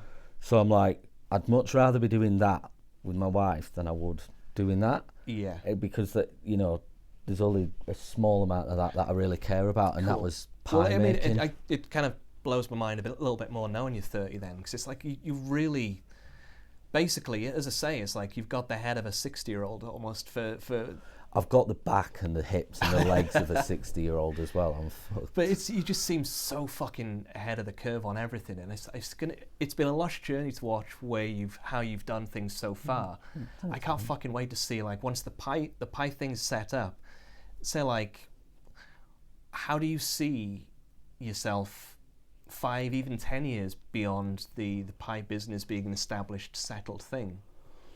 Is that it now? Is like, this is the thing? Or, I mean, I can't imagine it becoming like a sort of a franchised scenario. Exactly. So is it just a case of we'll kind of start at a small spot, maybe build up to a larger spot, develop the sort of the takeaway aspect of it? Yeah, so, I mean, it'll become clear when I've, like, you know, shout about it a bit, but the first spot, it's nice and small, and it's perfect. And to be honest, and then there's another plan to do another one, but it's slightly different, slightly bigger, that's slightly more dining based. Probably not. Okay. To be honest, definitely not a restaurant, but okay, it's more when I say bigger, it's like production. A bigger shop / pie shop, butcher shop that's got more like production. More back end, less front end. Yeah, but it's still got a good front end, but not mass scale or anything. Not mass scale. I don't want I don't want any pie to never have had a human hands touched. Do you know what I mean? Like, I couldn't do that. As I was saying at the beginning, scaling up can be a motherfucker for the quality of things. Yeah. Well, a lot of the pies I make, you can't make the way I make them. You can't make fucking thousands of them. I mean, I guess that's where delegation comes in for. I mean, even then, degrees of even scaling. then, I think if you like some of the croutes that I've made, if you wanted to make 1,000 of them a week, you could not employ enough people to make business sense to do it. Do you know what I mean? Yeah. But that's what I like. That forces me to not. Yeah. And I wouldn't want it to go too big. Like, 5 years from now, I don't know. As long as I've got a pie shop of sorts, like as long as you're ticking over. Yeah, like it. More money, more problems in it. Like the bigger it goes, the more stressful it is. Yeah. You know what I mean? And I could just as easily sit here and say, I don't want 5, 6, 7 pie shops. Like, I think I've got a chance of opening 5, 6, 7 pie shops. But if I do, if that was to happen, that automatically means less time at home and less time to do what I want. Yeah. And I'm like, and I can't be in 5, 6, 7, 8 pie shops at once. Yeah. Do you know what I mean? I can't do it. It's a rarity of a thing to have found, but it's also like it's a fun paradox of having that could be, but then also this, which is, and finding the balance between it all. But and as you say, it's like you got to be finding that balance. But this is an industry that's synonymous with not having that balance. Yeah. So it's a beautiful thing to see, I think. Especially when you're making something as well. Like the better home life is, the better work life is. Yeah. And and vice versa. Oh yeah. Do you know what I mean? Like my pies. This sounds daft, but it's true. Like, my pies can only be as good as my marriage, and my marriage can only be as good as my pies. That do you know what I mean? Works. Yeah. If one's healthy, the other's tasty. Do you know what I mean? Like, it's, if I'm. So we wouldn't want 5 pie shops. it'll be to the detriment of the pie. Yeah, exactly. Yeah. Like, exactly. If you have a really wonderful glass of well-aged whiskey or something, that's a beautiful thing. But if you have 40 of them in one sitting, that causes problems. Do you know what I mean? Like, that's bad. Well, no, some of the chefs I know now. Well, Thinking across Leeds, do you get out to many other spots on just a casual dining out tip, or? Yeah, I mean, as much as I can, really. I mean, to be honest, I'm just terrible. Like, I don't go out. But I guess as well, you kind of fall to where you're comfortable, and you say Galleria is just a rogues gallery of people you know, and then Brunswick's going to be. Again, I mean, like, I mean, I don't drink, but when I did drink, I'd go to Brunswick up, all the time. I go to Domino all the time. I go to Santiago's all the time. Eating wise, it's Galleria for anything, Brunny for a burger or a roast, because the class. The roast at the Melbourne as well is class. Stutzy just never fucking misses. Yeah, even the ketchup is fucking top shelf. Yeah, it never ever misses. Like, do you know what I mean? On their worst day, that's one of the best meals in Leeds. Do you know what I mean? It just never fails. Thyroid D is obviously class. Just over the road. Yeah, Silver's is great. Silver's latest Leeds success story. Yeah. I mean, although Bunderbust as well, obviously I cannot not mention Bunderbust. Don't give a shit what anyone says about them. They are the kings, and they will be the king. I've never heard, for a vegetarian-only place, you got to assume people are going to talk shit, but I've never heard a bad word about the place. They catered my wedding. Oh, okay. The first wedding they'd ever catered. It was amazing. Yeah, we had Bunderbust next to Stutzy, and when we had shitloads of donuts. I was going to say, your wedding must have been the best fucking food in Leeds. It was pretty good. Yeah. And I was just over the road unaware. Fuck. Yeah. Jesus Christ. Well, I mean, it's not permanent site, but my friend Tom. Do you know Tom Archer? You must know him. I know of him. I was in my mind goes Thom. Yeah. Lee does his maroon sandwiches. Although he might be rebranding it actually, but in fact, I follow them. I don't know. Where are they based out of at the moment? Well, yeah, I've actually got his T-shirt on. There we go. Prosciutto hat. He might be renaming it, but yeah, his sandwiches are fucking. Oh, careful on the wire, by the way. It's gonna crackle every time you touch it. Oh, sorry. Yeah, he's like amazing. Like his sandwiches. Did he used to do reviews way back in the day, like 15 or so years ago? Yeah, I mean he's. And like I seem to remember a food blogger by that. It might have been him. I don't know. Probably he's like the best food blogger that's been in Leeds. He's fucking brilliant. Yeah. He used to. His pseudonym used to be Couscous Bang Bang, back in there. It was, because I remember he did a particularly scathing review of what was it? That one was the church, not Get Baked. Oh yeah, fucking legend. Yeah, that was hilarious. That was so good. Just like, dude did not like being told his food was bad or whatever it was.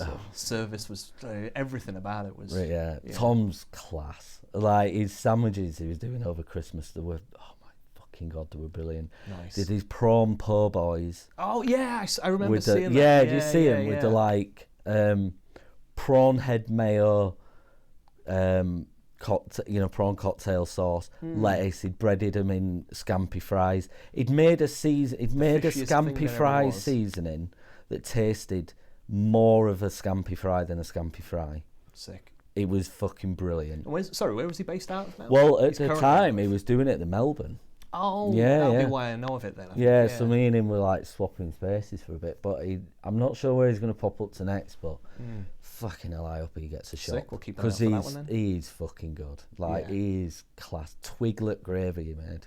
Oh, yeah. Really good. Really good. I smashed through so many Twiglets this Christmas. There was my mum had like a box that had gone, a tube that had gone soft even. I was like, fuck it, still Twiglets. Yeah, man. Outdate Twiglets, still bring noise. I should make pastry out of Twiglets, actually. That would be a good one. Yeah, chicken pie with Twiglet pastry or something. Yeah, that would be good. Sold. Yeah, man. Chef-wise, across the city, is there anyone else, maybe like on a lower level, up and coming? Because like we know of Andy's of the world and what have you, but like anyone that's maybe caught your attention that is going to be making noise in the future? There's a lad, right, that I doubt many will know of him. In fact, if anyone. But he's a lad called Ellis, right? And I found him from his mum post. So I got tagged in the comment section of a post in Leeds Place, and it was his mum that was posting asking if anyone could give him experience in a restaurant because he wants to be a chef. Yeah.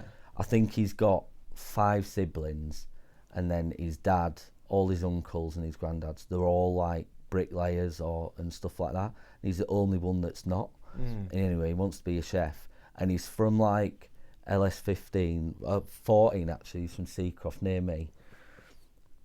So he's like 1 in a million. He's 1 in a million, and he wants to be a chef. But he's fucking hell. He's so good, honestly. Like, he's amazing. Where's he working out of at the moment?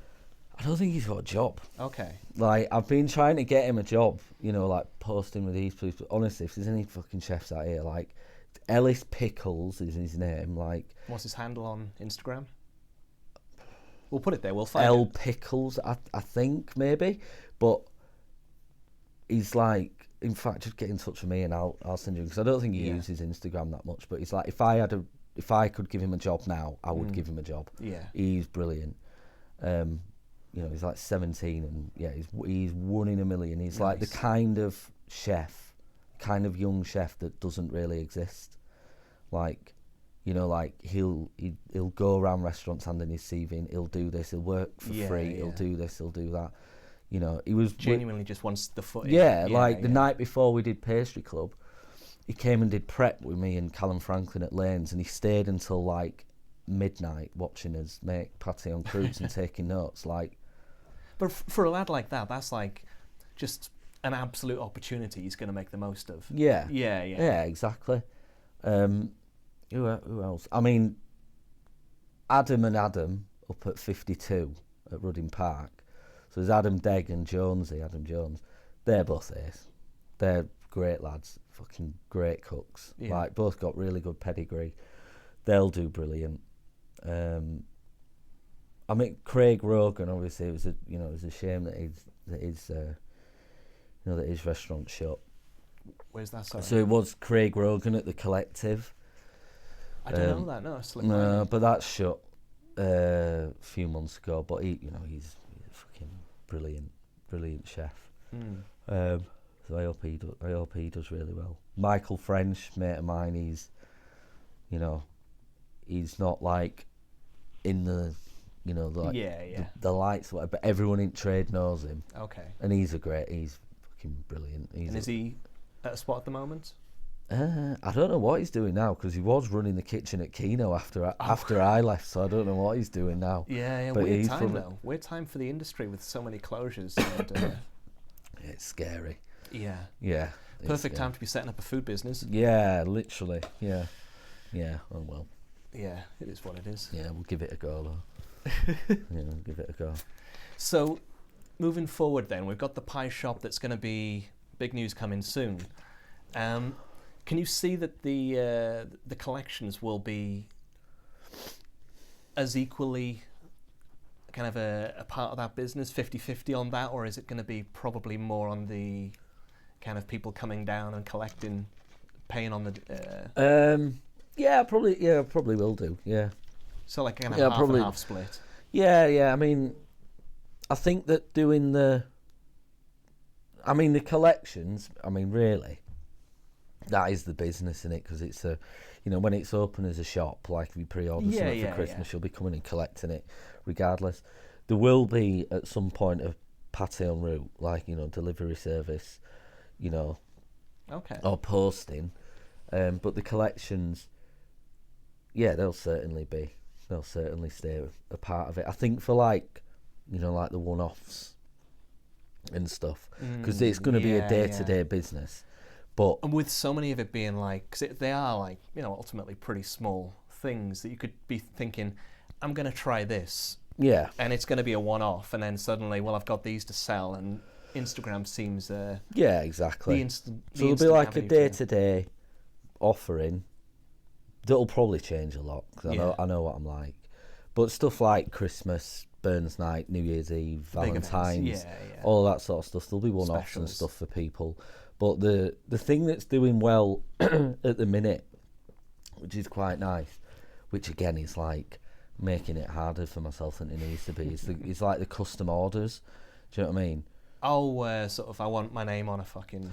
Not even so much that, it's just that like I've had to put a minimum spend, like you have to spend this much to get it, because otherwise I'm just like ruining my life. Yeah.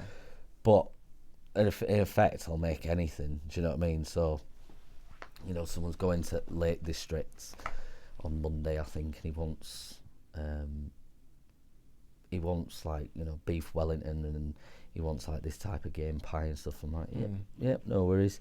Even over Christmas, like, you know, a couple of people they were like, oh, I don't want to buy loads of game pies. Could you do one big one? So I was making, you know, like the traditional Victorian shaped ones. Yeah. You know, oh, I really want to have, like, I don't know, this type of meat in it or whatever. You know, but coming up with like a custom pie, and I call them a consultation, like we just have a phone call over a cup of tea or whatever, and then decide on. But then going that like next level of things, like it's, I guess it's in the same way that you'll go the extra mile for like some of the dishes. It's the extra mile on that customer service element, but it's when you kind of, it's like extra mile squared or something, and then, you know, it's people will be willing to pay the extra for it, and it kind of helps in that respect. Well, I mean, I've had to put a minimum spend on it because of like, if I don't, like, if I just like lean into the imposter syndrome, I'll not charge enough, and then after a while I'll be like, I've fucked this here, and then, you know, my wife and my mates and anyone else will be like, why the fuck are you charging that? So I've had to be, I've had to be responsible with it, but it's like pies mean a lot to me. They mean a lot to, like, you know, British culture. I think they should be approachable, and I think they're the best things in the world. Do you know what I mean? And I like to make my pies as personable as I can, or make them, you know, as much to like what I like as I want. And I think someone else should be able to do that. And I think most of the places that you go and get a like customised pie, it's like, right, what letters do you want on the top? Oh no, that's too many characters. You can, you know, and all that kind of shit. Whereas I'm like, what do you want? Like, what do you Let's want? Let's fucking do it. Yeah. What would you say, or even if you do have them, in the kitchen, I guess both ingredient and equipment wise, the non-negotiables? So like, comes to butter, are you happy with like a Morrison's whatever, or has it got to be President, or what are the has-to-be's? It has to be butter. Like, it can't be like a baking block or shortening. Oh yeah, you know what I mean, it's got to be like proper butter. Do you have a brand? No. Not really. One I do is called Courtyard Dairy. That's really nice. Kerrygold is great. Yeah. But it's fucking spenny. Yeah. Sainsbury's Unsalted, though, is perfect. Yeah. You know, really good. I think one of the aspects of like the better aspects of UK produce that I picked up is that you go elsewhere in the world and like grass-fed is a kind of a marketing term. In the UK, it kind of feels like it's just default. Yeah. So it isn't. It ain't on the packaging. Like, I remember going to Italy a bunch of years ago, and trying to find the same sort of thing. And I think it was just. I think might have even been unsalted was by default over there or something. Like, there was some sort of aspect of it. Just these things that you don't appreciate in that culture. This is just the way it is. Yeah. I mean, in a lot of cultures, it is like when it comes to dairy products. Like, well, when it comes to steak and dairy products, with your butter, the more yellow it is, it's a better sign, and that's more grass. Do you know what I mean? It's the more like that beta carotene that, you know, they've been eating, and that's why, like, you know, when you see like those really good Spanish restaurants, or even Ox Club or something, you know, when they've got the really good steaks and the fat's like yellow. Oh yeah. That's proper grass-fed beef. Yeah. Do you know what I mean? Not like cocaine white. Do you know what I mean? But yeah, non-negotiables. I mean, butter,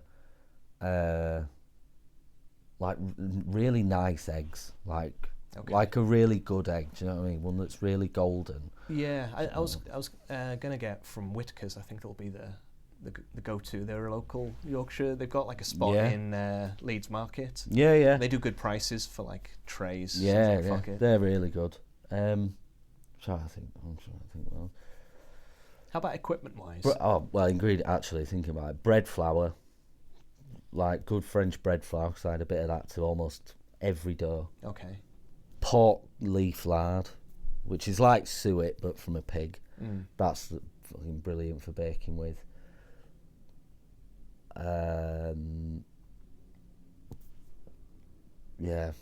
Game, just in general, I think. Game, pork back, fat. I could go on, but equipment wise, a fucking good rolling pin. Okay. I bought a Victorian one from an antique shop the other day, which I think is meant for display. What makes a good rolling pin then? Fucking heavy. Do you know what I mean? Like heavy. A marble fella. Yeah. No, wood. I've got this one, Okay. this massive one. It's like this now. Also, then the size of it dictates the weight, I guess. Yeah. I like ones that have got movable handles on them. Okay. Yeah, good rolling pin. I was going to say a good mixer, but you can just do it by hand. But yeah, good rolling pin. Like accurate scales. Okay. Like proper shotter scales. You know what I mean? Like, you know, it's like I've got like jewellery scales. Yeah. Okay. Do you know what I mean? So if I want 1.867 grams or something, then I can weigh exactly that. Yeah. That out. But yeah, really good set of scales. Pâté en croûte molds, like Pâté en croûte bowls. Molds, oh, like molds. them, Okay. specific molds for them. Like they're absolutely non-negotiable. I think I've got 80 or something now in it. Is that the sort of thing you're kind of like just be out seeing a shop window in an antique shop sort of thing, and it's like, right, got to have that? Yeah, exactly. So like for a long time, a few years ago, I was buying like Amazon used to sell these ones, right? And they were all right, but they were like affordable because the proper one's like 80 quid. Yeah. Maybe more now. So I was buying like 2 a month just to like stock up. So I've got all of them, and then I get all these different shapes, and then like I win a few of these, and then I got given loads recently. So I've got, I honestly I don't know how many I've got, but like if I see it, I'm having it. So like when I bought that rolling pin the other day, they had a pâté en croûte mold in this antique shop that's shit everywhere. It was right in the corner, blink and you'll miss it. And it on the label it was like a bread tin or a cake tin or whatever. And I'm like, don't even fucking know what it is. Like, I don't even know what it is. And it was, I think it was like 20 quid or something like that, but it's a bit fucked. Like, I'm never going to make out in it. But I was like, I'm having it. Like, I'm not, do you know what I mean? Like, I'm not leaving it. You know? But yeah, like a rolling pin, pâté en croûte mould, pastry brushes. I've got hundreds of, you know, I go through hundreds of pastry brushes. I fucking love pastry brushes. But I think, like, you know, if you've got a pâté or a pie tin, a good pie tin, a rolling pin, and a pastry brush, like, you're fucking set. Yeah, you can do some damage with that, you know what I mean? You can keep yourself going for long enough. I reckon that's probably as good a place as any to piece it out. Hell yeah. So people, make sure you follow Chef account or Finer Pleasures? Both. Well, yeah, both, but yeah, Finer _pleasures. Finer _pleasures. We're going to be seeing a pie shop surfacing real soon. The collection service is going to go from strength to strength. I can't wait to see what happens, pal. Thanks very much, dude. Parade of Grafters.